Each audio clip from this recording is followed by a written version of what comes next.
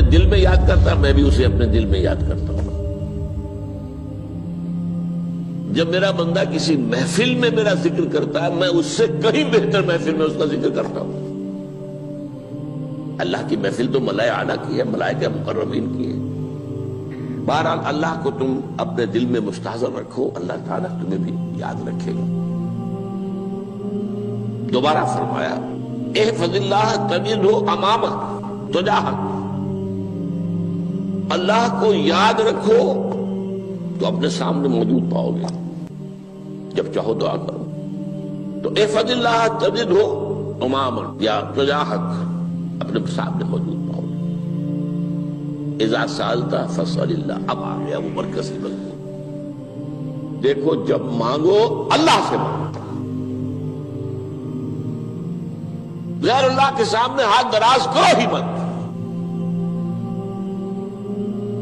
ایک حدیث میں آتا یعنی حرام نہیں ہے، دنیاوی قواعد اصول قوانین کے تحت کسی سے مدد چاہنا، کوئی سوال کرنا حرام نہیں ہے. آپ سوال کریں، مدد لیں، اسی پر دنیا قائم ہے، ایک دوسرے کے ساتھ تعاون کے ساتھ. لیکن اونچا مقام کیا ہے؟ کسی سے سوال مت کرو سوائے اللہ. یہاں تک کہ جوتے باندھنے کا تسمہ تمہیں درکار ہے تو بھی کسی سے مت مانگو، اللہ سے مانگو. کیا پتہ اللہ کس کے دل میں ڈال دے اور وہ آ کے تمہیں تسمہ پیش کر دے. ہوتا ہے ایسا، بس اوقات ہوتا ہے. جو اللہ کے ساتھ لو لگا کر رکھنے والے ہیں ان کے تو ایسے واقعات ہوتے ہیں کہ دل میں ایک بات آئی اور اس کے بعد وہی بات جو ہے وہ کوئی شخص آ گیا اور اس نے وہ بات پوری کر دی. کیونکہ لوگوں کے دل جو ہے وہ تو اللہ کے دو انگلیوں کے مابین جسے چاہتا پھیر دیتا ہے. کیا پتہ اللہ کسی فرشتے کو انسانی شکل میں بھیج دے. آتا ہے فرشتہ، آتا ہے انسانی شکل میں، آتا ہے آپ کی تکلیف کو رفع کر دے، آپ کی ضرورت کو پورا کر دے. اسی سے مانگو، کسی اور سے مانگو. یہ ہے توحید کا لب لباب. یوں سمجھیے اسلام کی جڑ کیا ہے؟ ایمان. اسلام کا جو خارجی نظام عمل ہے، انفرادی اعمال ہو اجتماعی ہو، ان سب کی روح رواں کیا ہے؟ ایمان. ٹھیک، ایک بات ہو گئی. ایمان کا خلاصہ لب لباب کیا ہے؟ ایمان باللہ. ویسے ایمان بالآخرہ بھی ہے، ایمان بالملائکہ ہے، ایمان بالانبیاء ہے، ایمان بالرسل ہے، ایمان بالکتب ہے، ایمان بالقدر ہے. لیکن اصل ایمان، اسی لیے ایمان مجمل میں آپ کو معلوم ہے کسی اور چیز کا ذکر نہیں. آمنت باللہ کما ہوا باسمائہ وصفاتہ وقبلت جمیع احکامہ اقرار باللسان وتصدیق بالقلب. یہ ایمان مجمل ہے. اجمالی طور پر ایمان اس کا نام ہے. ہاں مفصل تفصیلی طور پر آمنت باللہ وملائکتہ وکتبہ ورسلہ والیوم الآخر والقدر خیرہ وشرہ من اللہ تعالی. تو اسلام کی جڑ ایمان، اور اسلام کا سارا جو نظام عمل ہے، چاہے انفرادی اعمال ہو چاہے اجتماعی، ان سب کی روح رواں ایمان. اور ایمان کا خلاصہ ایمان باللہ. اور ایمان باللہ کا اصل حاصل وہ ہے جو اس حدیث میں آ رہا. اس کے دو ہیں تقاضے. عبادت صرف اسی کی، استعانت صرف اسی سے. اس لیے میں نے سورہ فاتحہ کا تذکرہ شروع میں کیا. یہ عبادت کا جوہر ہے، عبادت کا جو ہے یہ ایمان کا حاصل. عبادت صرف اس کی ہے اور استعانت صرف اس سے. استعانت ہی میں سوال بھی آ گیا، یہ بھی مدد ہے. آپ کسی سے کچھ مدد مالی چاہ رہے ہیں یا کوئی اور مدد چاہتے ہیں، کسی کام میں مدد چاہتے ہیں، جیسے میں نے کہا تھا کہ سفارش کرانا چاہتے ہیں، بھی مدد ہے.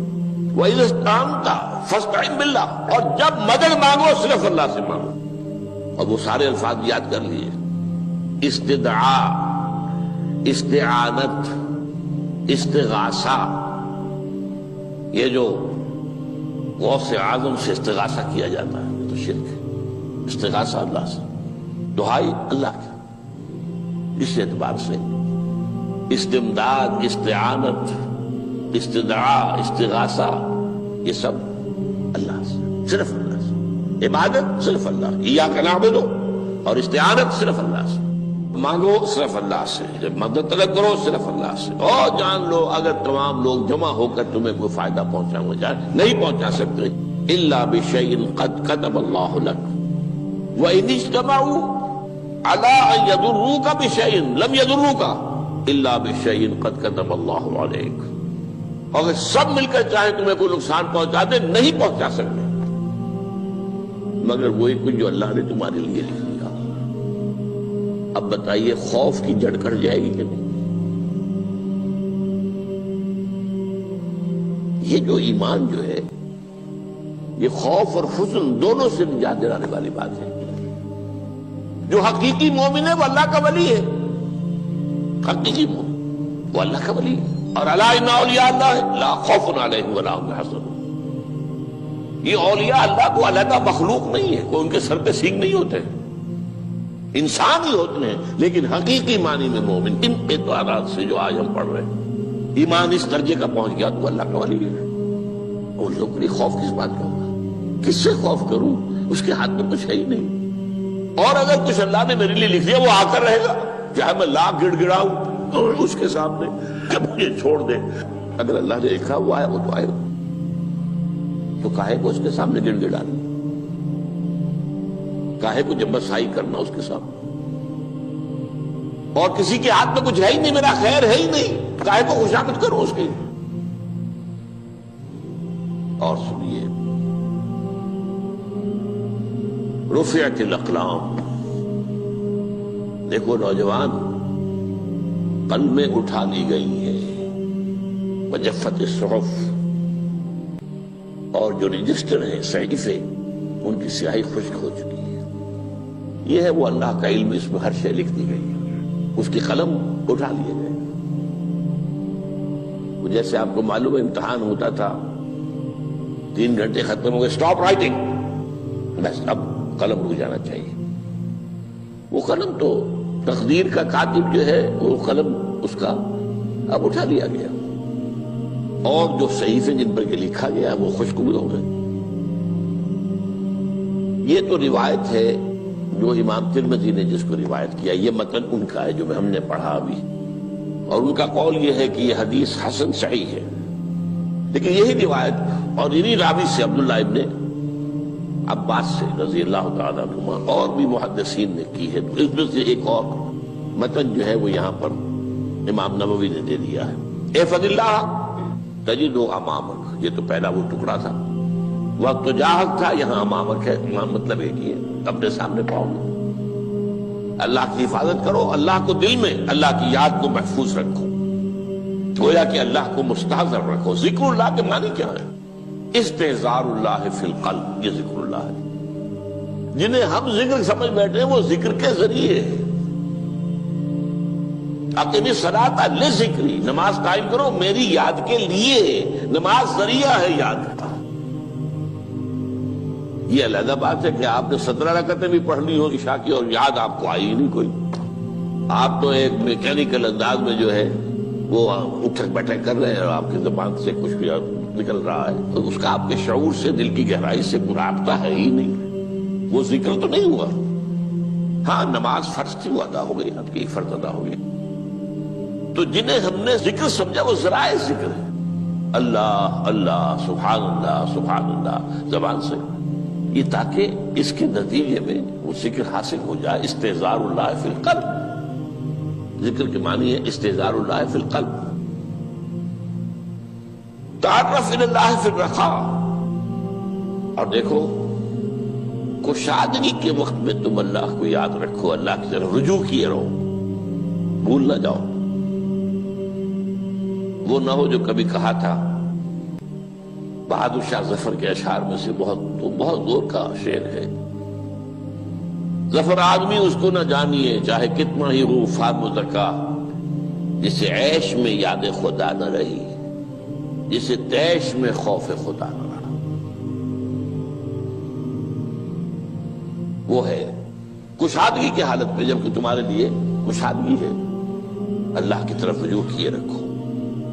یعرف کا فی الشدہ، تو اللہ اپنی توجہ تم پر رکھے گا شدت کے وقت میں، جب تمہیں کوئی تکلیف ہے اس تکلیف کو تم پر آسان کر دے گا۔